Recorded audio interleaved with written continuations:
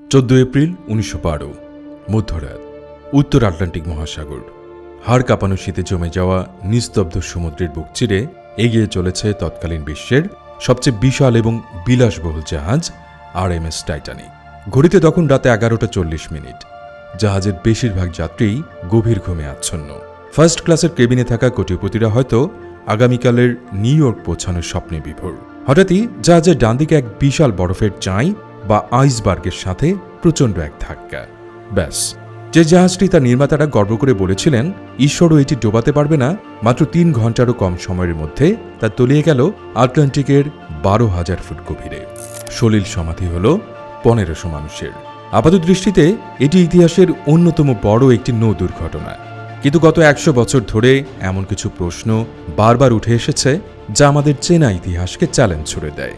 আচ্ছা, সেদিন রাতে যেটা ডুবেছিল সেটা কি আসলেই টাইটানিক ছিল, নাকি এটি ছিল টাইটানিকের যমজ বোন অলিম্পিক? কেন টাইটানিকের মালিক জেপি মর্গান শেষ মুহূর্তে নিজের টিকিট বাতিল করেছিলেন?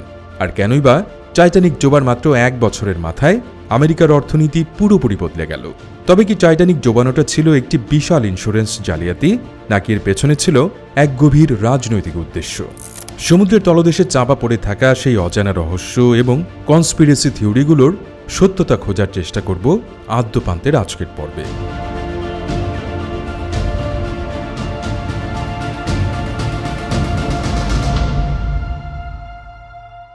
20 সেপ্টেম্বর 1911, সোলেন প্রণালী, ইংল্যান্ড। টাইটানিক ডোবার ঠিক 7 মাস আগের ঘটনা। সেদিন আকাশ ছিল পরিষ্কার। হোয়াইট স্টার লাইনের ফ্ল্যাগশিপ বা প্রধান জাহাজ RMS অলিম্পিক তার 5ম যাত্রা শুরু করেছে। 46,000 টনের এই বিশাল জলদানবের গন্তব্য নিউ ইয়র্ক। কিন্তু সমুদ্রের মাঝপথে ঘটল এক বিপত্তি। ব্রিটিশ রয়্যাল নেভির একটি যুদ্ধজাহাজ HMS হকে অলিম্পিকের পাশ দিয়ে যাচ্ছিল। হঠাৎ পদার্থবিজ্ঞানের এক অদ্ভুত নিয়ম, যাকে বলা হয় সাকশন এফেক্ট, তার প্রভাবে ছোট যুদ্ধজাহাজটি অলিম্পিকের দিকে চুম্বকের মতো টানতে শুরু করে। মুহূর্তের মধ্যে প্রচণ্ড সংঘর্ষ। HMS হকের তীক্ষ্ণ ইস্পাতের ফলা বা র্যাম অলিম্পিকের পেছনের ডান দিকের অংশে সজোরে আঘাত করে। বিকট শব্দে অলিম্পিকের ইস্পাতের প্লেটগুলো দুমড়ে মুচড়ে যায়। জাহাজের হালে তৈরি হয় বিশাল এক গর্ত। এমনকি পানির নিচে থাকা জাহাজের প্রপেলার শ্যাফট এবং মূল মেরুদণ্ড বা কিলো বেঁকে যায়। আপাত দৃষ্টিতে এটি একটি সাধারণ দুর্ঘটনা মনে হলেও এই একটি ঘটনায় টাইটানিক ট্র্যাজেডির বীজ বপন করেছিল বলে মনে করেন ষড়যন্ত্রতাত্ত্বিকরা। দুর্ঘটনার পরপরই অলিম্পিককে খুঁড়িয়ে খুঁড়িয়ে বেলফাস্টের হারল্যান্ড অ্যান্ড উলফ শিপইয়ার্ডে ফিরিয়ে আনা হয়। কোম্পানি আশা করেছিল এটি একটি নিছক দুর্ঘটনা এবং বিমার টাকায় তারা ক্ষতি পুষিয়ে নেবে। কিন্তু তদন্ত কমিটি রায় দিল সম্পূর্ণ উল্টো। রয়্যাল নেভি আদালত রায় দিল এই সংঘর্ষের জন্য অলিম্পিকের বিশাল আকার এবং তার চলার পথে তৈরি হওয়া সাকশন বা পানির টান দায়ী, অর্থাৎ দোষ অলিম্পিকের। এর ফলাফল ছিল হোয়াইট স্টার লাইনের জন্য ভয়াবহ। প্রথমত, যেহেতু দোষ অলিম্পিকের, তাই ইন্স্যুরেন্স কোম্পানি ক্ষতিপূরণের 1 পয়সাও দিতে অস্বীকার করে। দ্বিতীয়ত, বিশাল জাহাজ মেরামতের খরচ পুরোটাই কোম্পানিকে বহন করতে হবে। এবং তৃতীয়ত, মেরামতের জন্য অলিম্পিককে মাসের পর মাস ডকে বসে থাকতে হবে, অর্থাৎ কোনো টিকিট বিক্রি হবে না, কোনো আয় হবে না। হোয়াইট স্টার লাইন তখন চরম আর্থিক সংকটে। তাদের ঘাড়ে তখন ঋণের বিশাল বোঝা। এই কোম্পানিটির আসল মালিক ছিলেন American banking tycoon JP Morgan এবং তার company international mercantile marine. Morgan ছিলেন একজন নির্দয় ব্যবসায়ী, যিনি লোকসানের খাতা দেখতে পছন্দ করতেন না। ষড়যন্ত্রতাত্ত্বিক রবিন গার্ডিনার দাবি করেন এই সংকটময় মুহূর্তেই জেপি মর্গান এবং হোয়াইট স্টার লাইনের চেয়ারম্যান ব্রুস ইসমের মাথায় আসে এক শয়তানি বুদ্ধি। বেলফাস্টের শিপইয়ার্ডে তখন পাশাপাশি 2টি জাহাজ দাঁড়িয়েছিল। এক পাশে মেরামতের জন্য ফিরে আসা দুমড়ে মুচড়ে যাওয়া অলিম্পিক, অন্য পাশে নির্মাণের শেষ পর্যায়ে থাকা ঝকঝকে নতুন টাইটানিক। মর্গান ভাবলেন, যদি এই ভাঙা জাহাজ অলিম্পিককে মেরামত করতে যাই তবে কোম্পানির লাখ লাখ ডলার গচ্চা যাবে। তার চেয়ে বরং যদি আমরা জাহাজ দুটির নাম বদলে দিই। পরিকল্পনাটি ছিল এমন: ক্ষতিগ্রস্ত অলিম্পিককে সামান্য মেরামত করে, রং করে এবং নাম পাল্টায় টাইটানিক বানিয়ে সাগরে ভাসানো হবে। আর আসল নতুন টাইটানিককে নাম পাল্টে অলিম্পিক হিসেবে চালানো হবে।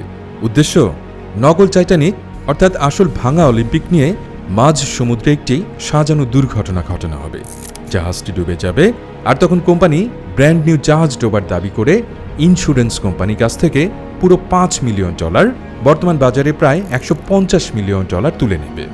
এতে করে তারা ভাঙা জাহাজটি থেকে মুক্তি পাবে, বিমার টাকাও পাবে এবং তাদের হাতে আসল নতুন টাইটানিক অলিম্পিক নামে অক্ষত থেকে যাবে, অর্থাৎ এক ঢিলে 3 পাখি। এখন প্রশ্ন হচ্ছে, অদল বদল কি আসলেই সম্ভব ছিল? অনেকে প্রশ্ন তোলেন, এত বড় দুটি জাহাজ বদলানো কি এতই সোজা? হাজার হাজার শ্রমিকের চোখ ফাঁকি দেয়া কি সম্ভব? উত্তর হলো হ্যাঁ, সম্ভব ছিল। কারণ অলিম্পিক এবং টাইটানিক ছিল একই ক্লাসের জাহাজ, দেখতে হুবহু এক। তাদের দৈর্ঘ্য, প্রস্থ, চিমনি সবই ছিল প্রায় একই রকম। বাইরের মানুষ তো দূরের কথা, জাহাজের অনেক নাবিকের পক্ষেও আলাদা করা কঠিন ছিল কোনটি কোন জাহাজ। শিপইয়ার্ডে তখন কেবল কয়েকটি ছোটখাটো পরিবর্তন করতে হয়েছিল, যেমন জাহাজের গায়ে খোদাই করা নেম প্লেট বদলানো, লাইফবোটগুলো অদল বদল করা, জাহাজের ভেতরে থাকা লিনেন, থালা বাসন এবং কার্পেট যাতে জাহাজের নাম লেখা থাকে সেগুলো পাল্টে দেয়া। 1911 সালের শেষের দিকে এবং 1912 সালের শুরুর দিকে বেলফাস্টে এই দুটি জাহাজ পাশাপাশি ছিল, তাই এই কসমেটিক সার্জারি করার অঢেল সুযোগ তাদের ছিল। এই পরিকল্পনার আরেকটি গুরুত্বপূর্ণ অংশ ছিল উদ্ধারকারী জাহাজ। মর্গান বা ইসমে চাননি মানুষ মারা যাক, তারা চেয়েছিলেন জাহাজটি ডুবুক কিন্তু যাত্রীরা বেঁচে থাক। তাই টাইটানিক যে পথে যাচ্ছিল ঠিক সেই পথেই আগে থেকে অবস্থান করছিল হোয়াইট স্টার লাইনেরই আরেকটি জাহাজ এসএস ক্যালিফোর্নিয়ান। রহস্যজনকভাবে এসএস ক্যালিফোর্নিয়ান জাহাজটি টাইটানিক ডোবার সময় মাত্র 19 মাইল দূরে ইঞ্জিন বন্ধ করে দাঁড়িয়েছিল।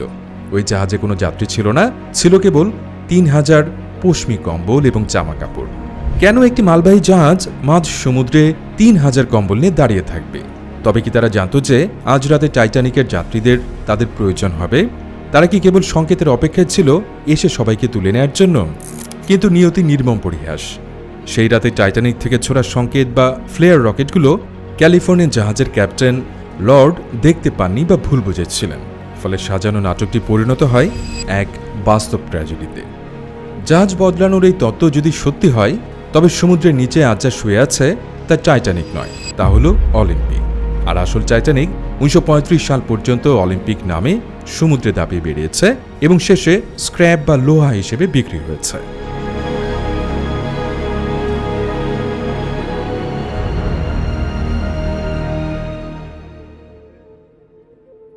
এপ্রিল 1912, সাউদাম্পটন বন্দর, ইংল্যান্ড।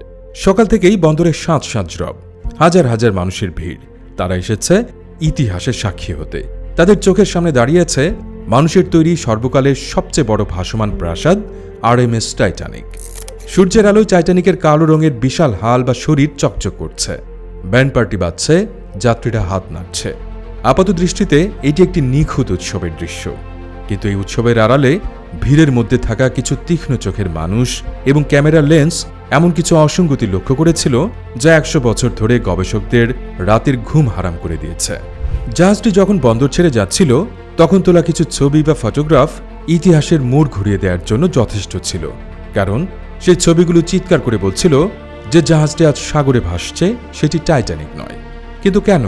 প্রমাণ কি? প্রমাণ লুকিয়েছিল জাহাজের ইস্পাতের গায়ে খোদাই করা ছোট ছোট জানালা বা পোর্ট হোলের মধ্যে। জাহাজ বদলানোর তত্ত্ব বা সুইস থিওরির সবচেয়ে শক্তিশালী এবং দৃশ্যমান প্রমাণ হল টাইটানিক এবং অলিম্পিকের সি ডেকের জানালার বিন্যাস। আসুন একটু কারিগরি বা টেকনিক্যাল দিকটা বিশ্লেষণ করা যাক। 1911 সালে যখন অলিম্পিক তৈরি হয় তখন জাহাজের সামনের দিকে থাকা এর সি ডেকে 16টি পোর্টহোল বা জানালা ছিল, তবে জানালাগুলোর মাঝখানের দূরত্ব সমান ছিল না। অন্যদিকে টাইটানিকের মূল নকশা বা ব্লুপ্রিন্ট এবং নির্মাণের সময় তোলা ছবিতে স্পষ্টভাবে দেখা যায় এর সি ডেকে ছিল 14টি জানালা এবং এই জানালাগুলো ছিল সমান দূরত্বের এবং আকারে অলিম্পিকের চেয়ে কিছুটা ভিন্ন। এটি কোনো ছোটখাটো পার্থক্য নয়। জাহাজের ইস্পাতের বডি কেটে এই জানালাগুলো তৈরি করা হয়। চাইলেই এক রাতে এই জানালার সংখ্যা বা অবস্থান বদলানো সম্ভব নয়। রহস্যের বোমাটি ফাটে 10 এপ্রিল 1912 সালের সেই যাত্রার দিনে। সাউদাম্পটন থেকে টাইটানিক যখন যাত্রা শুরু করে তখন তার পাশ থেকে তোলা একটি বিখ্যাত ছবিতে দেখা যায় জাহাজটির সি ডেকে জানালার সংখ্যা 16টি এবং সেগুলোর বিন্যাসও অসমান, ঠিক যেমনটা ছিল অলিম্পিকের। প্রশ্ন হলো, বেলফাস্টের শিপইয়ার্ডে নির্মাণের সময় যে জাহাজের জানালা ছিল 14টি, সাউদাম্পটনে যাত্রার দিন সে জাহাজের জানালা 16টি হলো কিভাবে? ষড়যন্ত্রতাত্ত্বিকদের মতে এর উত্তর একটাই। 10 এপ্রিল যে জাহাজটি যাত্রা করেছিল সেটি টাইটানিক ছিল না, সেটি ছিল রং করা অলিম্পিক। কারণ অলিম্পিকের জানালা আগে থেকেই 16টি ছিল। জেপি মর্গান এবং তার দল জাহাজের নাম ফলক বদলে দিলেও কাঠামোগত এই পার্থক্যটি ঢাকতে ভুলে গিয়েছিলেন অথবা সময়ের অভাবে পারেননি। এই একটি ছবিকে গবেষকরা বলেন সাইলেন্ট উইটনেস বা নীরব সাক্ষী। ভিজুয়াল প্রমাণের বাইরেও আরেকটি বড় প্রমাণ ছিল জাহাজের আচরণ। আগে বলেছি HMS হকের সাথে সংঘর্ষের ফলে অলিম্পিকের মেরুদণ্ড বা কিল বেঁকে গিয়েছিল। এর ফলে জাহাজটি সবসময় বাম দিক বা পোর্ট সাইডে সামান্য কাত হয়ে থাকত। হাজার মেরামতেও এই বাঁকা ভাব বা লিস্ট ঠিক করা যায়নি। অলিম্পিক ছিল কার্যত একটি পঙ্গু জাহাজ। অন্যদিকে টাইটানিক ছিল ব্র্যান্ড নিউ, একটি নতুন জাহাজের ভারসাম্য বা ব্যালেন্স নিখুঁত হওয়ার কথা। কিন্তু 10 এপ্রিলের যাত্রার দিন প্রত্যক্ষদর্শীরা এবং যাত্রীরা অনেকেই অভিযোগ করেছিলেন যে টাইটানিক বাম দিকে সামান্য হেলে আছে। দ্বিতীয় শ্রেণীর যাত্রী লরেন্স বিজলি তার ডায়েরিতে লিখেছিলেন, জাহাজটি ছাড়ার সময় থেকে মনে হচ্ছিল এটি একদিকে সামান্য কাত হয়ে আছে। এমনকি তদন্ত কমিশনও পরবর্তীতে স্বীকার করেছিল যে টাইটানিক ডুবে যাওয়ার আগ মুহূর্ত পর্যন্ত বাম দিকে 2 ডিগ্রি হেলেছিল। কেন একটি সম্পূর্ণ নতুন জাহাজ তার প্রথম যাত্রাতেই একদিকে হেলে থাকবে? এর একমাত্র যৌক্তিক ব্যাখ্যা হলো ওটি নতুন টাইটানিক ছিল না, ওটি ছিল সেই দুমড়ে যাওয়া মেরুদণ্ডের অলিম্পিক, যাকে জোড়াতালি দিয়ে সাগরে পাঠানো হয়েছিল। অনেকে প্রশ্ন করতে পারেন, যদি অলিম্পিকে পাঠানো হয় তবে মানুষ চিনল না কেন? এর উত্তর লুকিয়ে আছে প্রমনেট ডেক বা এ ডেকের নকশায়। অলিম্পিকের এ ডেক ছিল পুরোটাই খোলা, কিন্তু টাইটানিকের মূল নকশায় এ ডেকের সামনের অংশ কাঁচ দিয়ে ঘেরা বা এনক্লোজড রাখার কথা ছিল, যাতে যাত্রীরা সমুদ্রের নোনা বাতাস থেকে বাঁচতে পারেন। ষড়যন্ত্র তাত্ত্বিকরা দাবি করেন, শেষ মুহূর্তে অলিম্পিককে টাইটানিকের রূপ দেওয়ার জন্য অলিম্পিকের ডেকেও তড়িঘড়ি করে কাঁচের দেয়াল বসানো হয়েছিল। কিন্তু এই কাজটি এত তাড়াহুড়ো করে করা হয়েছিল যে অনেক জায়গায় ফিটিং ঠিকমতো হয়নি। জাহাজের কাঠমিস্ত্রিরা নাকি যাত্রার সময়ও শেষ মুহূর্তের কাজ করছিলেন। যাত্রার দিন জাহাজে ওঠা অনেক যাত্রী নাকি তাজা রঙের গন্ধ পেয়েছিলেন। একটি জাহাজ তো রং করা হয় যাত্রার অনেক আগে, তবে কেন যাত্রার দিন রঙের গন্ধে বাতাস ভারী হয়ে থাকবে? শোনা যায় অলিম্পিকের গায়ে খোদাই করা নামফলক ঘষে তুলে সেখানে টাইটানিক লেখার জন্য শেষ মুহূর্ত পর্যন্ত কাজ চলেছিল। কালো রঙের পোঁচ দিয়ে ঢেকে দেওয়া হয়েছিল পুরনো জাহাজের ক্ষতবিক্ষত দাগগুলো। কিন্তু এই জালিয়াতির জন্য কি কেবল জাহাজ বদলানোই যথেষ্ট ছিল, নাকি এর সাথে জড়িত ছিল আমেরিকার অর্থনীতির ভাগ্য এবং 3 জন কোটিপতির মৃত্যু? জেবি মর্গান কেন শেষ মুহূর্তে নিজের টিকিট বাতিল করেছিলেন? 5+ স্টার রেটিং প্রাপ্ত দেশের সর্বোচ্চ বিদ্যুৎ সাশ্রয়ী ওয়ালটন এসি। স্মার্ট কমফোর্ট এখন নেক্সট লেভেলে।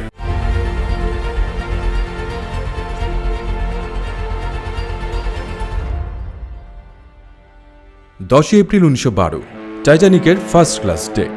জাহাজটি যখন সাউদাম্পটন বন্দর ছাড়ছে তখন এই রেলিং ধরে দাঁড়িয়ে আছেন তৎকালীন বিশ্বের সবচেয়ে ধনী এবং প্রভাবশালী কয়েকজন ব্যক্তি। তাদের হাতে শ্যাম্পেনের গ্লাস, চোখে মুখে আভিজাত্যের ছাপ। তারা ভাবছেন তারা একটি বিলাসবহুল প্রমোদ ভ্রমণে যাচ্ছেন। তারা জানেন না তারা আসলে পা দিয়েছেন একটি সুসজ্জিত ভাসমান ফাঁদে, যা তাদের জন্য তৈরি করেছেন তাদেরই এক বন্ধু। অনেকে বলেন টাইটানিক ডোবাটা কোনো দুর্ঘটনা ছিল না, এটি ছিল বিংশ শতাব্দীর সবচেয়ে বড় রাজনৈতিক হত্যাকাণ্ড বা অ্যাসাসিনেশন, যার উদ্দেশ্য ছিল আমেরিকার অর্থনীতির চাবি গুটি কয়েক মানুষের হাতে কুক্ষিগত করা। ঘটনার সূত্রপাত টাইটানিক ডোবার 2 বছর আগে, 1910 সাল। আমেরিকার জর্জিয়া অঙ্গরাজ্যের নিভৃত দ্বীপ জেকিল আইল্যান্ডে অত্যন্ত গোপনে একটি বৈঠক অনুষ্ঠিত হয়। সেখানে উপস্থিত ছিলেন আমেরিকার ব্যাংকিং জগতের 7 জন শীর্ষ গডফাদার। তাদের মধ্যে ছিলেন জেবি মর্গান এবং রকফেলার পরিবারের প্রতিনিধিরা। তাদের এজেন্ডা ছিল একটাই, আমেরিকায় একটি কেন্দ্রীয় ব্যাংক বা সেন্ট্রাল ব্যাংক প্রতিষ্ঠা করা, যার নাম হবে ফেডারেল রিজার্ভ। এই ব্যাংকটি সরকারি মনে হলেও এর নিয়ন্ত্রণ থাকবে এই প্রাইভেট ব্যাংকারদের হাতে। তারা ইচ্ছে মতো টাকা ছাপাতে পারবে এবং দেশের অর্থনীতি নিয়ন্ত্রণ করতে পারবে। এটি ছিল তাদের চূড়ান্ত ক্ষমতার স্বপ্ন। কিন্তু এই স্বপ্নের পথে পাহাড়ের মতো বাধা হয়ে দাঁড়িয়েছিলেন 3 জন ব্যক্তি। প্রথমজন ছিলেন চতুর্থ জন জ্যাকব অ্যাস্টর, তৎকালীন বিশ্বের অন্যতম ধনী ব্যক্তি। তার সম্পদের পরিমাণ এতটাই বিশাল ছিল যে তিনি চাইলে একাই আমেরিকার জাতীয় ঋণ শোধ করে দিতে পারতেন। দ্বিতীয়জন ছিলেন বেঞ্জামিন গুগেনহাইম, খনি শিল্পের সম্রাট। এবং তৃতীয়জন ইসাডোর স্ট্রস, ম্যাসেজ ডিপার্টমেন্টাল স্টোরের মালিক এবং প্রাক্তন কংগ্রেসম্যান। এই 3 জনই বিশ্বাস করতেন ফেডারেল রিজার্ভ আমেরিকার সাধারণ মানুষের স্বার্থবিরোধী। তারা তাদের বিপুল সম্পদ এবং রাজনৈতিক প্রভাব খাটিয়ে এই ব্যাংক প্রতিষ্ঠার বিরোধিতা করছিলেন। ব্যাংকারদের কার্টেল জানতো এই 3 জনকে সরাতে না পারলে তাদের পরিকল্পনা সফল হবে না। 1912 সালে জেপি মর্গানের মালিকানাধীন হোয়াইট স্টার লাইন টাইটানিক তৈরি সম্পন্ন করে। মর্গান জানতেন এই জাহাজের প্রথম যাত্রায় সারা বিশ্বের গণ্যমান্য ব্যক্তিরা থাকবেন। তিনি ব্যক্তিগতভাবে জন জ্যাকব অ্যাস্টর, গুগেনহাইম এবং স্ট্রসকে আমন্ত্রণ জানান। তারা সানন্দে রাজি হন। একে তো বিশ্বের সবচেয়ে নিরাপদ জাহাজ, তার উপর আভিজাত্যের প্রতি। তারা ভাবলেন এটি হবে ইতিহাসের অংশ হওয়ার সুযোগ। মর্গান নিজেও এই যাত্রায় থাকবেন বলে ঘোষণা দিয়েছিলেন। টাইটানিকের ফার্স্ট ক্লাসে তার জন্য একটি আলিশান প্রাইভেট সুইট বা প্রমনেড ডেক বিশেষভাবে সাজানো হয়েছিল। তার মালামাল এবং দামি সব আর্ট কালেকশনও জাহাজে তোলা হয়েছিল। 10 এপ্রিল সকালবেলা জাহাজ ছাড়ার ঠিক আগ মুহূর্তে একটি অদ্ভুত ঘটনা ঘটে। জেপি মর্গান হঠাৎ ঘোষণা করেন তিনি টাইটানিকের এই যাত্রায় যেতে পারছেন না। কারণ হিসেবে তিনি জানান তিনি হঠাৎ অসুস্থ হয়ে পড়েছেন। কিন্তু এটি কি আসলে অসুস্থতা ছিল? টাইটানিক যখন সাগরে ভাসল ঠিক তার 2 দিন পর মর্গানকে ফ্রান্সের এক রিসোর্টে এবং পরবর্তীতে মিশরে দেখা যায়। সেখানে তিনি দিব্যি সুস্থ অবস্থায় কফি খাচ্ছিলেন এবং তার বান্ধবীর সাথে সময় কাটাচ্ছিলেন। কেবল মর্গান নন, তার ঘনিষ্ঠ বন্ধু এবং ব্যবসায়িক partner chocolate tycoon Milton Hershey এবং হেনরি ক্লে ফ্রিক তারাও শেষ মুহূর্তে অদ্ভুত সব অজুহাত দেখিয়ে টাইটানিকের টিকিট বাতিল করেন। প্রশ্ন হলো, তারা কি কিছু জানতেন? আইসবার্গের সাথে ধাক্কা লাগার পর যখন টাইটানিক ডুবতে শুরু করে তখন এই 3 কোটিপতির আচরণ ছিল বিস্ময়কর। জন জ্যাকব অ্যাস্টর প্রথমে বিশ্বাসই করতে পারেননি যে জাহাজটি ডুবছে। তিনি বলেছিলেন, আমরা এই জাহাজে যতটা নিরাপদ ওই ছোট লাইফ বোটগুলোতে তার চেয়ে কম নিরাপদ। যখন তিনি বুঝতে পারলেন পরিস্থিতি ভয়াবহ তখন অনেক দেরি হয়ে গেছে। তিনি তার অন্তঃসত্ত্বা স্ত্রীকে লাইফ বোটে তুলে দিয়ে নিজে জাহাজে থেকে যান। বেঞ্জামিন গুগেনহাইম তার লাইফ জ্যাকেট খুলে ফেলেছিলেন। তিনি তার ভৃত্যকে বলেছিলেন, আমরা আমাদের সেরা পোশাক পরেছি এবং আমরা একজন ভদ্রলোকের মতো মৃত্যুবরণ করতে প্রস্তুত। তাকে শেষবার দেখা গিয়েছিল ডাইনিং হলে ব্র্যান্ডি পান করতে। ইসাডোর স্ট্রস এবং তার স্ত্রী ইডা স্ট্রস একে অপরকে ছেড়ে যেতে রাজি হননি। ইডা বলেছিলেন, আমরা সারা জীবন একসাথে ছিলাম, মরণও আমাদের আলাদা করতে পারবে না। জাহাজটি যখন আটলান্টিকের অতলে তলিয়ে গেল তখন তাদের সাথে সাথে তলিয়ে গেল ফেডারেল রিজার্ভ বিরোধিতার সবচেয়ে বড় দেয়ালগুলো। টাইটানিক ডোবার মাত্র 1 বছর 8 মাস পর 1913 সালের 23শে ডিসেম্বর ওয়াশিংটনে বড়দিনের ছুটির আমেজ। বেশিরভাগ কংগ্রেসম্যান ছুটিতে। ঠিক এই সুযোগে প্রায় ফাঁকা কংগ্রেসে তড়িঘড়ি করে পাশ করিয়ে নেওয়া হয় ফেডারেল রিজার্ভ অ্যাক্ট। বিরোধিতা করার মতো কেউ ছিল না। অ্যাস্টর নেই, গুগেনহাইম নেই, স্ট্রস নেই। জেপি মর্গান এবং রকফেলারদের স্বপ্ন পূরণ হলো। আমেরিকার অর্থনীতির চাবি চলে গেল প্রাইভেট ব্যাংকারদের হাতে। অনেকে বলেন টাইটানিক ডোবার মাধ্যমেই 20 শতাব্দীর আসল রূপরেখা তৈরি হয়েছিল। কারণ ফেডারেল রিজার্ভ প্রতিষ্ঠার মাত্র কয়েক মাস পরেই 1914 সালে শুরু হয় প্রথম বিশ্বযুদ্ধ। আর আমরা জানি যুদ্ধে সবচেয়ে বেশি লাভবান হয় ব্যাংকগুলো, যারা দুপক্ষকেই চড়া সুদে ঋণ দেয়। জেপি মর্গানের শেষ মুহূর্তে টিকিট বাতিল করা, তার বিরোধীদের একই জাহাজে থাকা এবং জাহাজ ডোবার পরপরই বিতর্কিত ব্যাংক আইন পাশ হওয়া, এসব কি শুধুই কাকতালীয় নাকি ইতিহাসের পাতায় লেখা একটি সাজানো চিত্রনাট্য?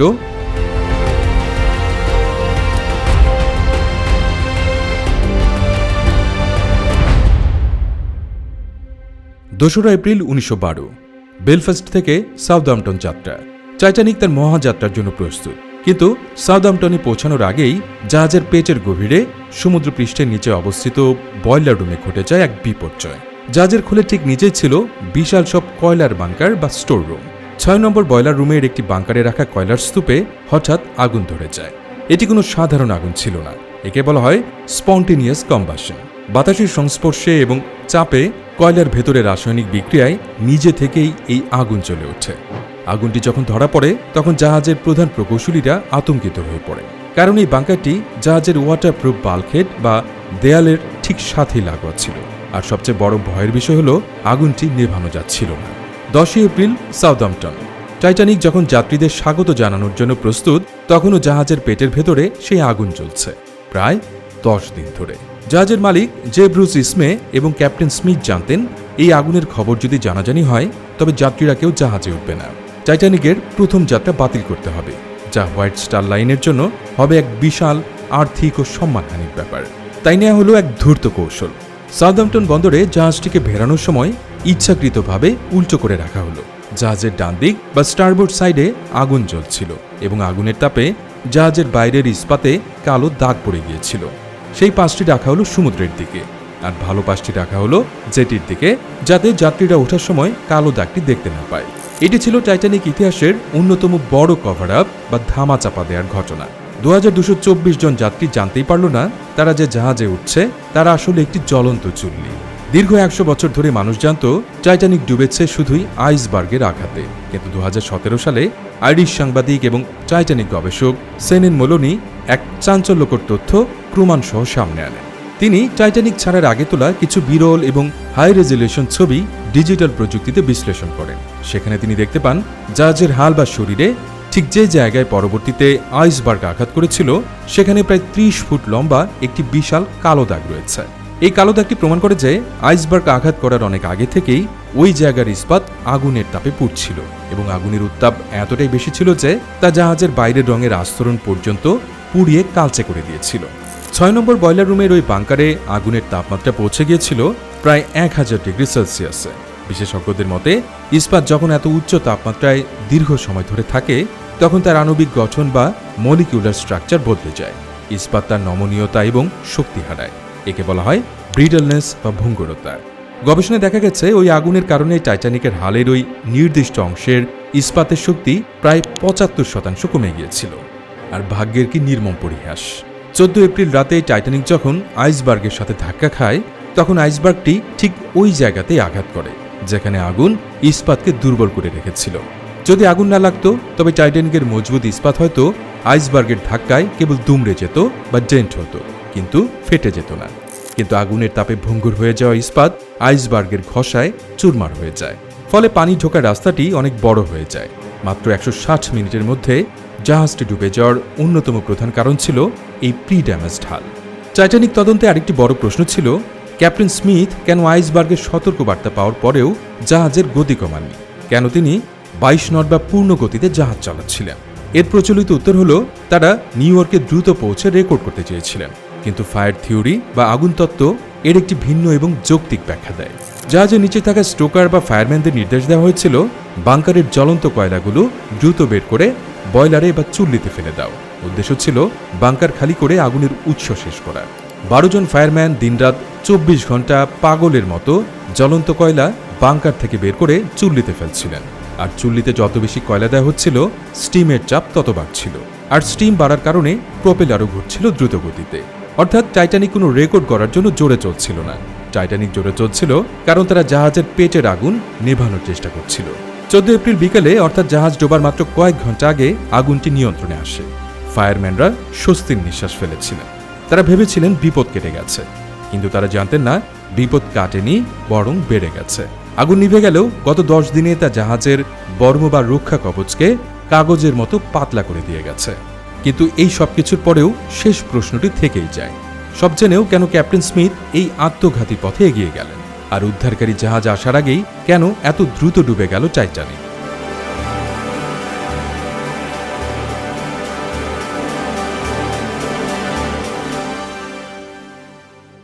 পয়লা সেপ্টেম্বর ১৯৮৫, উত্তাল আটলান্টিক মহাসাগর।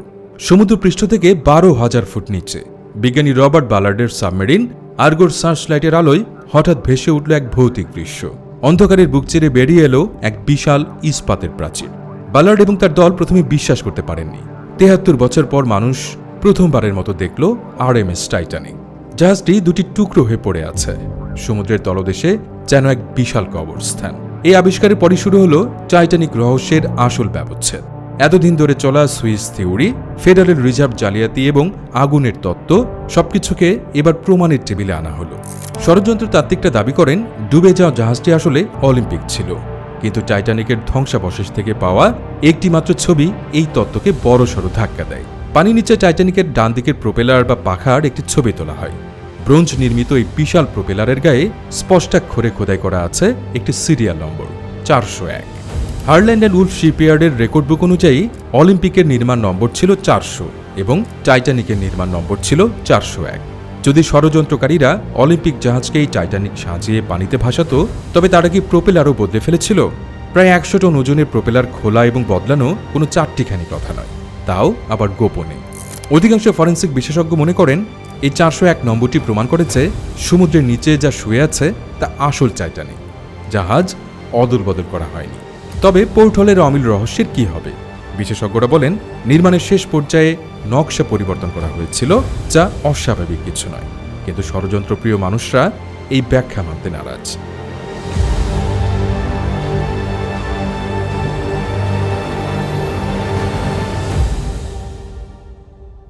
টাইটানিক ডুবি কোনো একক কারণে ঘটেনি। এটি ছিল দ্য পারফেক্ট স্টর্ম বা অনেকগুলো ভুলের এক মারাত্মক চেইন রিয়াকশন। 10 দিন ধরে একটি বাংকারে রাখা কয়লার স্তূপের গোপন আগুন জাহাজের ইস্পাতকে দুর্বল করে দিয়েছিল। এদিকে ক্যাপ্টেন স্মিথ আইসবার্গের সতর্কবার্তা উপেক্ষা করে 22 নট গতিতে জাহাজ চালিয়েছিলেন। সেই রাতে সাগর ছিল আয়নার মতো শান্ত। ঢেউ না থাকায় আইসবার্গের গায়ে ফেনা তৈরি হয়নি, ফলে লুকআউটরা দূর থেকে বরফ দেখতে পাননি। অন্যদিকে লকার রুমের চাবি হারিয়ে যাওয়ায় লুকআউটদের কাছে কোনো বাইনোকুলারও ছিল না। এছাড়া আইসবার্গটি যদি সোজাসুজি ধাক্কা দিত তবে জাহাজটি হয়তো ডুবত না, কিন্তু এটি পাশ ঘেঁষে ধাক্কা দেয় জাহাজের 5টি কম্পার্টমেন্ট ফুটো হয়ে যায়। টাইটানিক ডিজাইন করা হয়েছিল 4টি কম্পার্টমেন্ট ভেসে থাকার জন্য। মাত্র একটি কম্পার্টমেন্টের ব্যবধানে হেরে যায় টাইটানিক।